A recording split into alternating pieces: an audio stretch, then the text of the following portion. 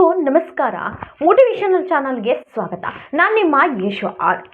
ಈ ಚಿನ್ನಸ್ವಾಮಿ ಕ್ರೀಡಾಂಗಣದಲ್ಲಿ ಮೊನ್ನೆ ನಡಿಬಾರ್ದಂತಹ ಘಟನೆ ನಡೆದೋಯ್ತು. 11 ಜನರ ಜೀವವು ಕೂಡ ಹೋಯಿತು. ಸಂಭ್ರಮದಲ್ಲಿರ್ತಕ್ಕಂತಹ ವಾತಾವರಣದಲ್ಲಿ ಸೂತಕದ ವಾತಾವರಣ ನಿರ್ಮಾಣವಾಯಿತು. ಸೊ ಕೆಲವೊಂದು ಕಡೆ RCB ಮ್ಯಾನೇಜ್ಮೆಂಟ್ನ ಬೈಯೋರು ಒಂದು ಕಡೆ ಆದರೆ, RCB ಪ್ಲೇಯರ್ಸ್ನ ಬೈಯೋರು ಒಂದು ಕಡೆ ಆದರೆ, ಈ ಗೌರ್ನಮೆಂಟೇ ತಪ್ಪು ಅನ್ನೋದು ಬೈಯೋರು ಒಂದು ವರ್ಗ ಆದರೆ, ಇಲ್ಲ ಜನಸಾಮಾನ್ಯದೇ ನಮ್ಮ ಅಭಿಮಾನಿಗಳದ್ದೇ ತಪ್ಪು ಅನ್ನೋದು ಒಂದು ಕಡೆ ಆದರೆ, ಸೊ ಹಾಗಾದರೆ ನಿಜವಾಗ್ಲೂ ಇಲ್ಲಿ ನಡೆದಿದಂತಹ ಘಟನೆ ಏನು?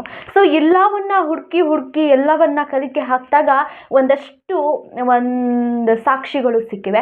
ನಾನು ಈ ವಿಡಿಯೋದಲ್ಲಿ ದುಃಖಕರವಾದಂತಹ ವಿಷಾದನೀಯವಾದಂತಹ ದುರ್ಘಟನೆ ಒಂದು ನಡೆದೋಗಿದೆ.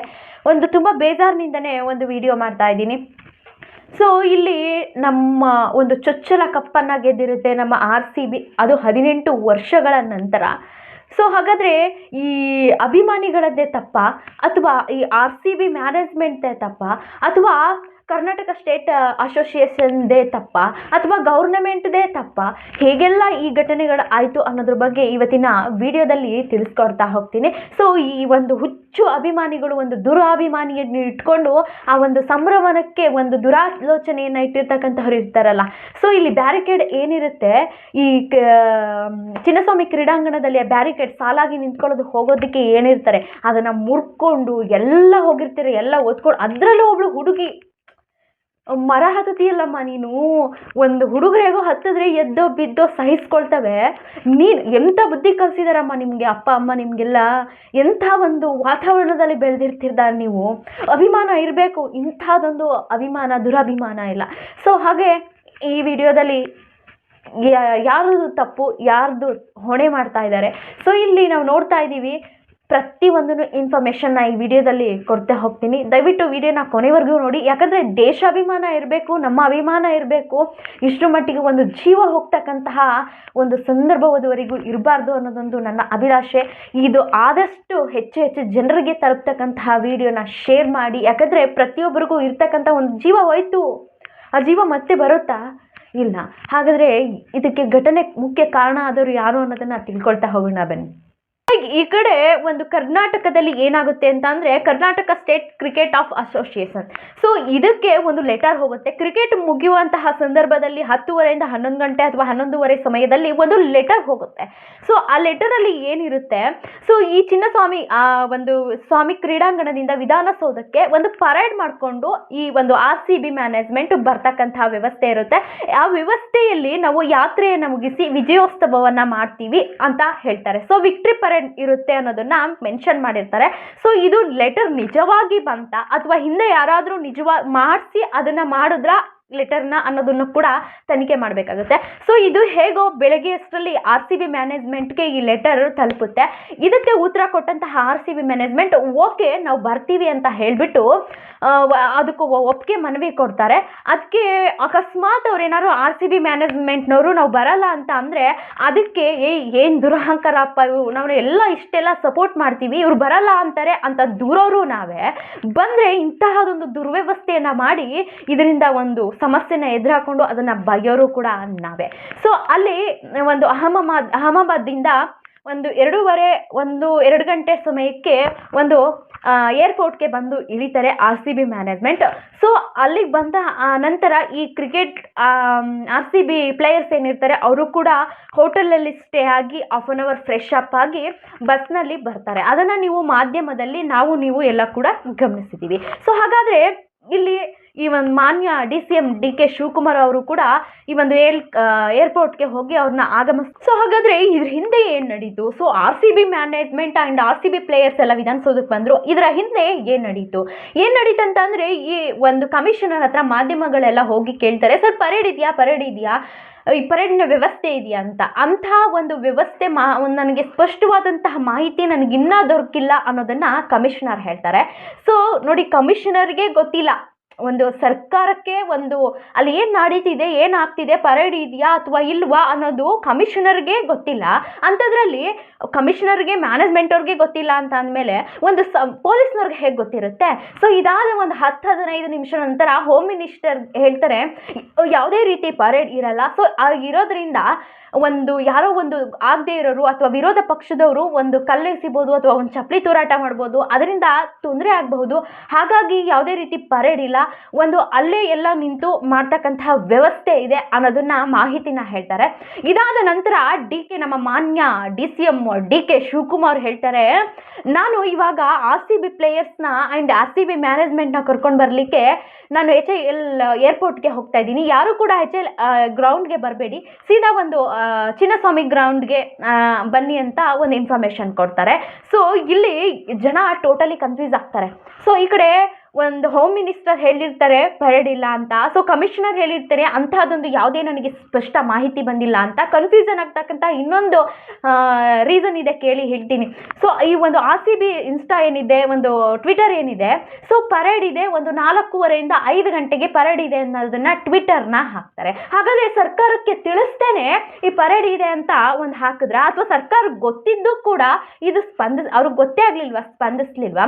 ಸೊ ಇದಾದ ನಂತರ ಸಿದ್ದರಾಮಯ್ಯನವರು ಒಂದು ತುರ್ತು ಸಭೆಯ ಒಂದು ಪತ್ರಿಕಾಗೋಷ್ಠಿಯನ್ನು ಕರೀತಾರೆ. ಆ ಪತ್ರಿಕಾಗೋಷ್ಠಿಯಲ್ಲಿ ಏನು ಹೇಳ್ತಾರೆ ಅಂತ ಅಂದರೆ, ನಾವು ಎಲ್ಲರೂ ಬರ್ಲಿಕ್ಕೆ ಹೇಳಿದ್ವಾ, ಸುಮಾರು ಒಂದು 4-5 ಲಕ್ಷ ಅಥವಾ 3-4 ಜನ ಎಲ್ಲರೂ ಕೂಡ ಒಟ್ಟಿಗೆ ಸೇರ್ಕೊಂಡಿದ್ದಾರೆ, ಅವರನ್ನೆಲ್ಲ ನಾವು ಬರಲಿಕ್ಕೆ ಹೇಳಿದ್ವಾ, ಇಂತಹದೊಂದು ದುರ್ಘಟನೆ ಆಗುತ್ತೆ ಅಂತ ನಾವು ಹೇಳಿದ್ವಾ, ಆಗುತ್ತೆ ಅಂತ ನಮಗೆ ಗೊತ್ತಿತ್ತಾ ಅಂತ ಹೇಳ್ತೀರಾ? ನಿಮ್ಮ ಸರ್ಕಾರಕ್ಕೆ ಏನು ಅಂತ ಅನ್ಸಲ್ವಾ? ಸೊ ನಿಮ್ಮದೇ ಆದಂತಹ ಟ್ವಿಟರ್ನಲ್ಲಿ ನೀವೇನೆ ಇಂತಹದೊಂದು ಸಮಾರಂಭಕ್ಕೆ ನೀವು ಭಾಗಿಯಾಗಿ ಅಂತಲೂ ಕೂಡ ಮೆನ್ಷನ್ ಮಾಡಿದ್ದೀರಾ. ಮತ್ತೊಮ್ಮೆ ನೋಡ್ಕೊಳ್ಳಿ ಸಿದ್ದರಾಮಯ್ಯನವರೇ, ಇಂತಹದೊಂದು ಜನಸಾಮಾನ್ಯರು ಸತ್ತಿರೋದಕ್ಕೆ ಎಷ್ಟು ರೀಸನ್ಸ್ ಇದೆ. ನಿಮ್ಮ ಇದಕ್ಕೆಲ್ಲ ಏನಂತಾರೆ ಅಂತ ಅಂದರೆ ಒಂದು ದುರ್ವ್ಯವಸ್ಥೆ ಅಂತ ಹೇಳ್ತಾರೆ. ನೀವು ಮಾಡಿರ್ತಕ್ಕಂಥ ಎಷ್ಟು ಮ್ಯಾನೇಜ್ಮೆಂಟ್ ಇದೆ, ಎಷ್ಟಕ್ಕೆ ಪೊಲೀಸ್ನವ್ರನ್ನ ಇಡಬೇಕು.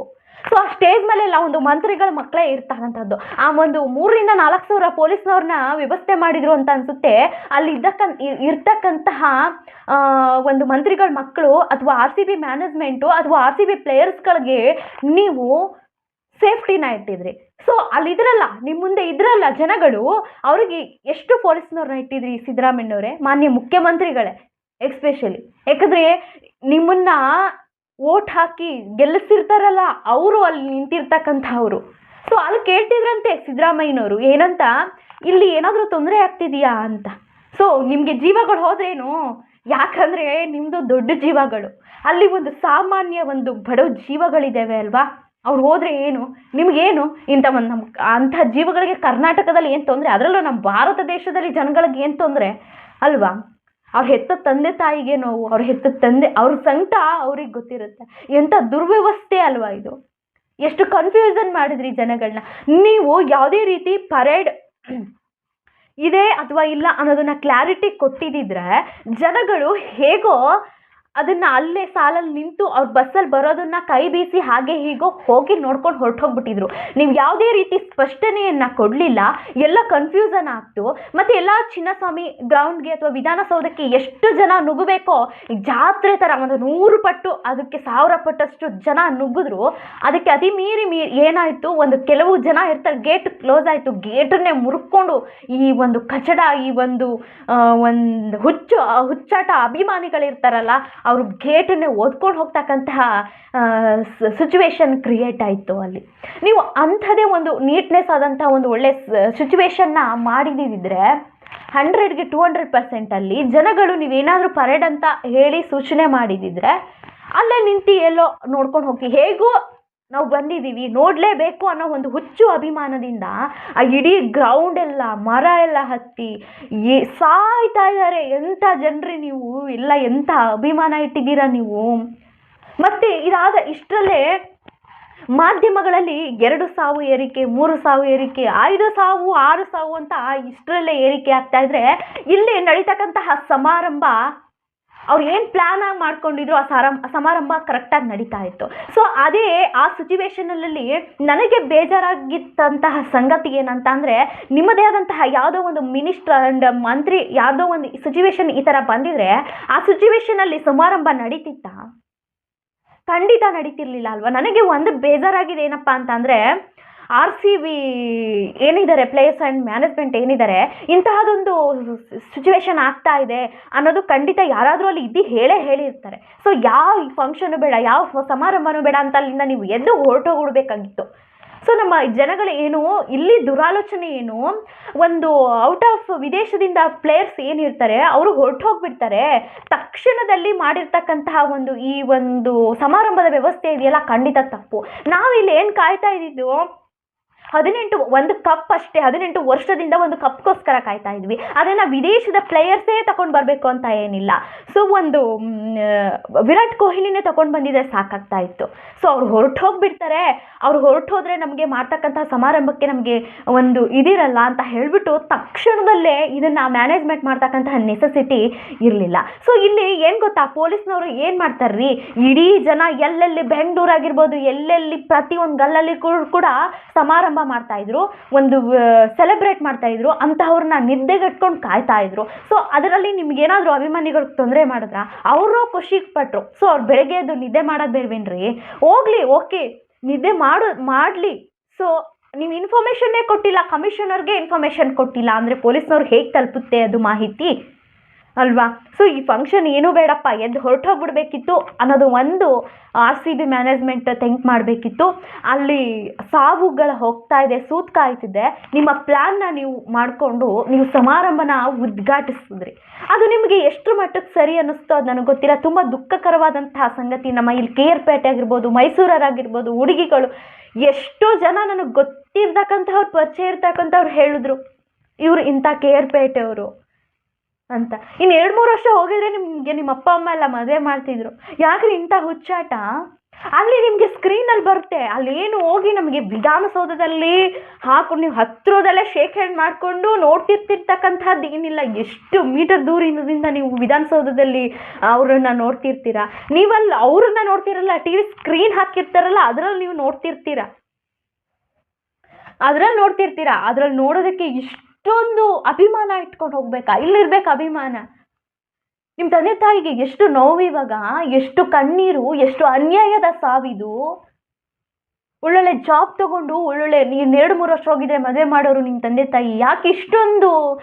ನಿಜವಾಗ್ಲೂ ಈ ಒಂದು ಕರ್ನಾಟಕದ ದುರ್ವ್ಯವಸ್ಥೆ ಏನಂತ ಅಂದರೆ ಭಾಳ ತುಂಬ ದುಃಖಕರ. ಯಾವುದೇ ರೀತಿ ಒಳ್ಳೆ ಸರಿಯಾದ ರೀತಿ ವ್ಯವಸ್ಥೆ ಇಲ್ಲ. ನಿಜವಾಗ್ಲೂ ನನಗೆ ಬೇಜಾರಾಗಿದೆ ಏನಂತ ಅಂದರೆ, ಇಂತಹದೊಂದು ದುರ್ಘಟನೆ ನಡೀತಿದೆ ಅನ್ನೋದು ಖಂಡಿತವಾಗಿಯೂ ಕೂಡ ನಿಮಗೆ ಗೊತ್ತಿರುತ್ತೆ RCB ಮ್ಯಾನೇಜ್ಮೆಂಟ್ಗೆ. ಪಾಪ ಆ ಒಂದು ಕಪ್ ತಗೊಂಡಿರ್ತಕ್ಕಂಥ ವ್ಯಕ್ತಿಗೂ ಒಂದು ಖುಷಿ ಇಲ್ಲ. ಅವರು ಹೇಗೆ ಬಸ್ ಡ್ರೈವರ್ ಹತ್ರ ಒಂದು ಮಗು ಥರ ಕಪ್ಪಿಟ್ಕೊಂಡು ಬರ್ತಿದ್ದಾರೆ ಅಂದರೆ ಇಟ್ಸ್ ಅಮೇಝಿಂಗ್. ಅದಕ್ಕೂ ಒಂದು ತೃಪ್ತಿ ಇಲ್ದಂಗೆ ಆಯಿತು ನಿಮ್ಮ ದುರ್ವ್ಯವಸ್ಥೆಯಿಂದ, ನಿಮ್ಮ ಸರ್ಕಾರದ ದುರ್ವ್ಯವಸ್ಥೆಯಿಂದ. ಅಟ್ ಎ ಪ್ರೆಸೆಂಟ್ ನೀವು ಅವತ್ತೇ ದಿನ ನೀವು ಫಂಕ್ಷನ್ ಇಟ್ಕೋಬೇಕು ಅನ್ನೋ ನೆಸೆಸಿಟಿ ಇರಲಿಲ್ಲ. ತಪ್ಪಿದು ತುಂಬ. ಆ ನೋವುಗಳು ಯಾರು ಕೇಳ್ತಾರೆ ಪಾಪ ಆ ಥರ ನೋವನ್ನ. ಹೇಳ್ಬೇಕಂತಂದ್ರೆ ಕುಟುಂಬಕ್ಕೆ ಒಂದು ಸಾಂತ್ವನ ಹೇಳೋದಕ್ಕೆ ನಮ್ಮ ಸಿದ್ದರಾಮಯ್ಯನವರು, ಮಾನ್ಯ ಮುಖ್ಯಮಂತ್ರಿಯಾದಂತಹ ಸಿದ್ದರಾಮಯ್ಯನವರು 10 ಲಕ್ಷ ಅಂತ ಘೋಷಣೆ ಮಾಡ್ತಾರೆ. ಸೊ ಒಂದು ಗಾಯಾಳುವಾಗಿರ್ತಕ್ಕಂತಹ 30-40 ಜನಕ್ಕೆ ಅವರ ಆಸ್ಪತ್ರೆ ಖರ್ಚು, ಬಸ್ ಬರ್ತಕ್ಕಂತಹ ಖರ್ಚನ್ನು ಕೂಡ ಹೊಣೆಯನ್ನು ಹೊತ್ಕೊಳ್ತಾರೆ. ಮತ್ತು ಈ RCB ಮ್ಯಾನೇಜ್ಮೆಂಟ್ಗೆ ಏನಿದೆ Karnataka state cricket association, so ಅದು ಕೂಡ 5 ಲಕ್ಷ ಕೊಡೋದಕ್ಕೆ ಒಪ್ಕೊಳ್ಳುತ್ತೆ.